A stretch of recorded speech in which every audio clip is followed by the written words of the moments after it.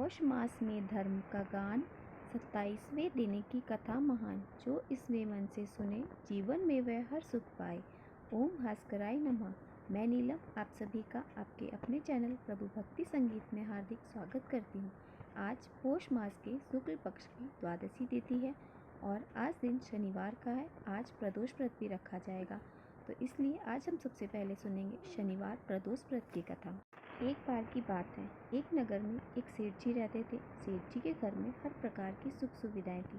उनके पास अपार धन संपत्ति थी, लेकिन उन्हें एक दुख था कि उनकी कोई संतान नहीं थी। इस कारण सेठ और सेठानी दुखी रहते थे। उन्होंने संतान प्राप्ति के लिए कई उपाय किए, कई व्रत रखे, उपवास रखे, लेकिन सफलता नहीं मिली। तब दुखी होकर कुछ समय बीतने पर सेठ जी ने अपना काम नौकर को सौंप दिया और खुद सेठानी के साथ तीर्थ यात्रा के लिए चल पड़े। अपने नगर से बाहर निकलने पर उन्हें एक साधु महाराज मिले, जो कि ध्यान मग्न बैठे हुए थे। सेठ और सेठानी साधु के पास गए और हाथ जोड़कर उनके ध्यान से उठने का इंतजार करने लगे। काफी देर के बाद सब साधु महाराज ने आंखें खोली, तब उन्हें पता चला कि उनके समक्ष कोई बहुत देर से आशीर्वाद लेने की प्रतीक्षा में बैठा है।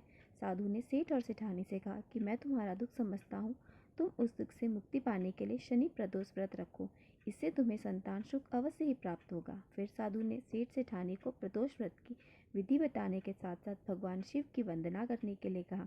भगवान शिव की वंदना इस प्रकार की जाती है। रुद्रदेव शिव आपको नमस्कार है। शिव शंकर जगत गुरु आपको नमस्कार है। हे नीलकंठ सुर आपको नमस्कार है। शशि मौली चंद्र सुख सागर आपको नमस्कार है। हे उमाकांत सुधी आपको नमस्कार। उग्र रूप मन आपको नमस्कार है। ईशान ईश प्रभु नमस्कार है। विशेश्वर प्रभु शिव आपको नमस्कार है। हे साधु, इस प्रकार से वंदना करने का विधान जानकर सेठ और सेठानी ने साधु महाराज को धन्यवाद दिया और उनसे आशीर्वाद लेकर तीर्थ यात्रा के लिए निकल पड़े। तीर्थ यात्रा से लौटने के बाद दोनों ने मिलकर शनि प्रदोष व्रत किया, जिसके प्रभाव से जल्द ही उनके घर में एक सुंदर पुत्र का जन्म हुआ।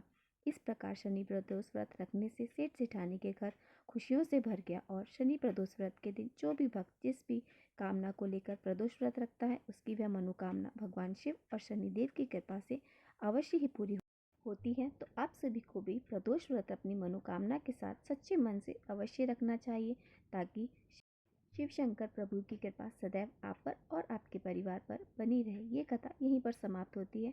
तो अब हम सुनेंगे पौष मास का अगला महात्मा। पहले के अध्याय में आपने जाना किस प्रकार देवी अदिति ने सूर्य देव के लिए तपस्या की और उनकी स्तुति से प्रसन्न होकर सूर्य देव ने उन्हें प्रत्यक्ष दर्शन देकर उनको मनवांछित फल प्रदान किया कि वे उनके गर्भ से अवतरित होंगे। वरदान पाकर देवी अदिति तपस्या निवृत्त हो गई और इसके बाद सूर्य देव की सुषुम्ना नाम वाली किरण, जो सहस्त्र किरणों का समुदाय थी, देव माता अदिति के गर्भ में अवतरित हुई। देव माता अदिति एकाग्रचित होकर कृष और चांद्रायन आदि व्रतों का पालन करने लगी। यह सब देखकर एक दिन महर्षि कश्यप ने कुछ क्रोधित होकर कहा कि तुम हर दिन उपवास करके अपने गर्भ के बच्चे को क्यों मार डालती हो। यह कथा सुनकर वह कहने लगी कि देखिए, यह रहा गर्भ का बच्चा, मैंने इसे नहीं मारा, बल्कि यह तो स्वयं ही अपने शत्रुओं को मारने वाला होगा। ऐसा कहकर देवी अदिति ने उस गर्भ को अपने ही पेट से बाहर कर दिया। वह अपने तेज से प्रज्वलित हो रहा था। उदयकालीन सूर्य के समय तेजस्वी उस गर्भ को देखकर कश्यप जी ने प्रणाम किया और आदि ऋचाओं के द्वारा आदर पूर्वक उसकी स्तुति की। उनकी स्तुति करने पर शिशु रूपधारी सूर्य देव उस अंडाकार गर्भ से प्रकट हो गए। उनके शरीर की कांति कमल पद्म के समान श्याम थी। वे अपने तेज से संपूर्ण दिशाओं का मुख उज्ज्वल कर रहे थे। इसके बाद मुनि श्रेष्ठ कश्यप जी को संबोधित करके बादलों के समान गंभीर वाणी में एक आकाशवाणी हुई। मुनि, तुमने अदिति से कहा था कि इस अंडे को क्यों मार रही हो। उस समय तुमने मारित अंडम उस शब्द का उच्चारण किया था, इसलिए तुम्हारा यह पुत्र मार्तंड के नाम से विख्यात होगा और शक्तिशाली होकर सूर्य के अधिकार का पालन करेगा। इतना ही नहीं, यह यज्ञ भाग का अपहरण करने वाले देव शत्रु असुरों का संहार भी करेगा। यह आकाशवाणी सुनकर देवताओं को बड़ा हर्ष हुआ और दानव विहीन हो गए। तब देवराज इंद्र ने दैत्यों को युद्ध करने के लिए ललकारा। दानव भी उनका सामना करने के लिए युद्ध के मैदान में आ पहुंचे। फिर तो देवताओं का असुरों के साथ घोर संग्राम हुआ। उनके अस्त्र शस्त्रों की चमक से तीनों लोकों में प्रकाश छा गया। उस युद्ध में भगवान सूर्य की क्रूर दृष्टि पड़ने पर और उनके तेज के जलने के कारण सभी असुर जलकर भस्म हो गए और देवताओं के हर्ष की कोई सीमा नहीं रही। उन्होंने तेज की उत्पत्ति के स्थान भगवान सूर्य और देवी अदिति की स्तुति की। अब उन्हें पहले की तरह अपने अधिकार और यज्ञ के भी भाग प्राप्त हो गए। भगवान सूर्य भी अपने पदाधिकार का पालन करने लगे। वे नीचे और ऊपर फैली हुई किरणों के कारण कदम पुष्प के समान सुशोभित हो रहे थे।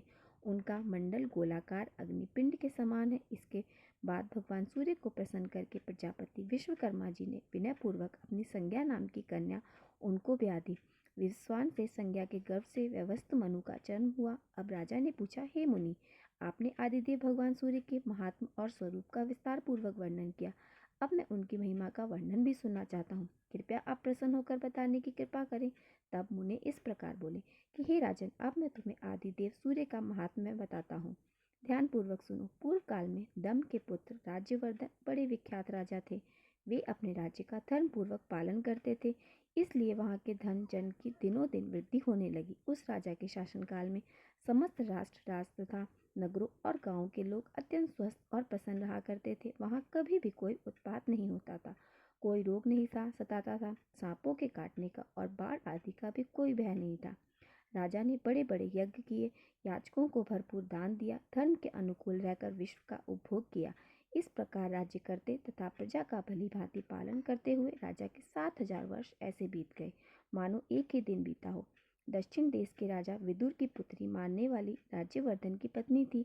एक दिन वह सुंदरी राजा के मस्तक में तेल लगा रही थी। उस समय वह राजा परिवार के देखते ही देखते आंसू बहाने लगी। रानू कि आंसुओं की बूंद जब राजा के शरीर पर पड़ी तो उसे मुख पर आंसू बहाते देखकर उन्होंने मानिनी से पूछा, देवी, यह क्या हुआ? तुम क्यों रो रही हो? स्वामी के इस प्रकार पूछने पर उस मनस्वी ने कहा, कुछ नहीं राजा। जब राजा ने बार बार पूछा तब सुंदरी ने राजा के केश राशि में अर्थात राजा के बालों में एक पका हुआ बाल दिखाया और कहा, राजन, यह देखिए, क्या यह मुझे अभागनी के लिए दुख का विषय नहीं है? यह सुनकर राजा हंसने लगे। उन्होंने वहां एकत्रित हुए सभी राजाओं के सामने अपनी पत्नी से हंसकर कहा, शुभे, इसमें शोक की क्या बात है? मेरे सिर पर पका हुआ बाल देखकर तुम्हें रोना क्यों आया? तुम्हें तो रोना नहीं चाहिए। जन्म, वृद्धि और परिणाम आदि सभी विकार जीव के होते हैं। मैंने तो सभी वेदों का अध्ययन किया है, हजारों यज्ञ किए, ब्राह्मणों को दान दिया, मेरे कोई भी पुत्र हुए, अन्य मनुष्यों के लिए और अत्यंत दुर्लभ है। ऐसे उत्तम भोग भी मैंने किए हैं। मैं सारे जीवन के भोग भोग चुका हूँ, तुम्हारे साथ भोग लिए। पृथ्वी का भली भांति मैंने पालन किया, युद्ध में भली भांति अपने धर्म को निभाया है। भद्रे, अब भला ऐसा कौन सा शुभ कर्म है जो मैंने नहीं किया? फिर इन पके हुए बालों से तुम इतना क्यों डरती हो? सुबह मेरे बाल पक जाए, शरीर में झुर्रियाँ पड़ जाए या देह भी स्थिर हो जाए, कोई चिंता नहीं है। मैं अपने कर्तव्य का पालन कर चुका हूँ।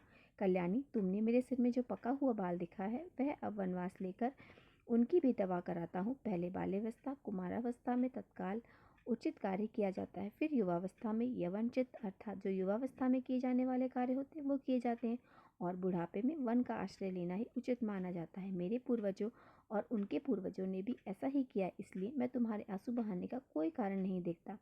पके बाल का दिखाई देना तो मेरे लिए महान अद्भुत का कारण है, इसमें तो मेरे लिए ही प्रसन्नता है। महाराज की बात सुनकर वहां उपस्थित हुए अन्य राजा, प्रवासी तथा पार्श्ववर्ती मनुष्य उनसे बड़ी शांतिपूर्वक और विनम्रता से बोले, राजन, आपकी महारानी को रोने की आवश्यकता नहीं है। रोना तो बल्कि हम लोगों को या फिर समस्त प्राणियों को चाहिए, क्योंकि आप हमें छोड़कर वनवास लेने की जो बात अपने मुंह से निकाल रहे हैं। महाराज, आपने हमारा लालन पालन किया, आपके चले जाने की बात सुनकर तो हमारे प्राण निकल जाते हैं। आपने 7,000 वर्षों तक इस पृथ्वी का पालन किया है, और जब तक आप वन में रहकर जो तपस्या करेंगे वह इस पृथ्वी पालन जनित पुण्य की सोवी कला के बराबर भी नहीं हो सकती। तब राजा कहने लगे कि मैंने 7,000 वर्षों तक इस पृथ्वी का पालन किया, अब मेरे लिए वनवास का वह समय आ गया है। मेरे कई पुत्र हो गए और मेरे संतानों को देखकर थोड़े ही दिनों में यमराज जी को भी मेरा यह यहाँ रहना पसंद नहीं रहेगा। नागरिकों, मेरे सिर में जो ये सफ़ेद बाल दिखाई देता है, इसे अत्यंत भयानक कर्म करने वाले मृत्यु का दूत ही समझो। इसलिए मैं राज्य पर अपने पुत्र का अभिषेक करके सभी भोगों को त्याग दूंगा और वन में रहकर तपस्या करूंगा। अब तक यमराज के सैनिक नहीं आते, तब तक यह सब कुछ मुझे कर लेना है। इसके लिए बाद में मैं वन जाने की इच्छा से महाराज ज्योतिषों को बुलाया और पुत्र के राज्याभिषेक के लिए शुभ दिन और लग्न पूछा। राजा की बात सुनकर वे शास्त्रदर्शी ज्योतिषी भी व्याकुल हो गए। उन्हें दिन, लगन और होरा आदि का ठीक ठाक ज्ञान नहीं हो रहा था। और इसके बाद अन्य नगरों, अधीनस्थ राज्यों और उससे भी बहुत से श्रेष्ठ ब्राह्मण आए और वन में जाने के लिए उत्सुक राजा राज्यवर्धन से मिले। उस समय उनका माथा कांप उठा। वे कहने लगे, राजन, हम सब प्रसन्न होइए और पहले की तरह अब भी हमारा पालन कीजिए। आप वन मत जाइए। आपके वन में चले जाने पर समस्त जगत संकट में पड़ जाएगा, इसलिए आप ऐसा प्रयास करें जिससे इस जगत को कोई भी कष्ट ना हो सके। इसके बाद राजा ने जो कुछ उन श्रेष्ठ ब्राह्मणों से कहा, भक्तजनों से कहा, उन सभी का वृतांत आप सभी अगले अध्याय में जरूर सुनिए। अगर आपको आज का वीडियो पसंद आया हो तो वीडियो को लाइक और मेरे साथ जुड़े रहने के लिए चैनल को सब्सक्राइब अवश्य कर लीजिए। तो मिलते हैं हम आपसे अगली वीडियो में। ओम घृणी सूर्याय नमः। श्री हरि विष्णु की जय हो।